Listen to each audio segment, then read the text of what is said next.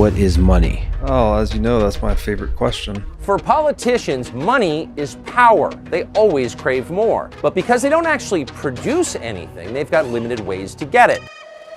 What's the end purpose of the devaluation of money? The core to the answer of what it is an understanding of what a cartel is. Throughout history, this has proven to be the most sought-after monopolistic power of man. It is the main weapon used by the United States to preserve its power across the world. They'll accuse the U.S. government of making money out of thin air. Maybe we do, but we're the U.S. government.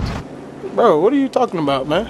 We have to talk about it because the American people think the reason for inflation is government spending more money. Simply not true. Well, so if the government can print the limited amounts of money out of thin air, why do they collect taxes? Voters don't like paying higher taxes. They resent it. So over time, most politicians decide it's a lot easier to devalue the currency. You keep the tax rate pretty much the same, you just print more money. So we believe we live in a democracy. We believe we have rule of law, but money is superordinate to rule of law. The Federal Reserve, all the central banks of the world have been in a grand money printing experiment, which is basically destroying savers around the world. And what we need today in the United States of America more than anything is the separation of money and the state. My fear is that we've gone past this representative republic that we're supposed to be and into this thing that's controlled by money. And the only person that talks about stopping it is Trump, but even he is, people are skeptical about his connections to money. But isn't the next logical step for you to embrace Bitcoin? Because Bitcoin obviously is decentralized. The government can't get its hands on it. I can live with it one way or the other. I've always liked one really powerful thing, and that's called the dollar.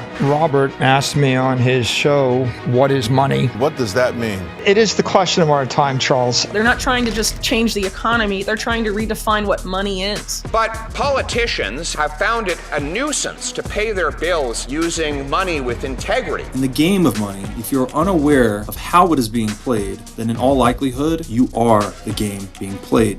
Like, what is money? Money is economic energy. Money is a promise, so it's based on trust. It's a great business to be in, central banking. Print money and people believe it. One of the greatest thieves in the history of mankind is the central bank. That's what the Federal Reserve is, a cartel and a partnership between the bankers and the politicians. We have a monetary system built on theft and deception. It's used to fund warfare. But it's an ominous power. There is no other power greater than the power over money. When there's a financial problem, when the granaries are empty, they print money. Which if any ordinary person did, they'd go to prison for a very long time. And yet governments and central banks do it all the time. When money ceases to be the tool by which men deal with one another, then men become the tools of men. The situation is even worse than it seems, because if most Americans and the rest of the world were to become aware of this farce, confidence in your currency would be lost, the dollar would fall, and the Western civilization with it.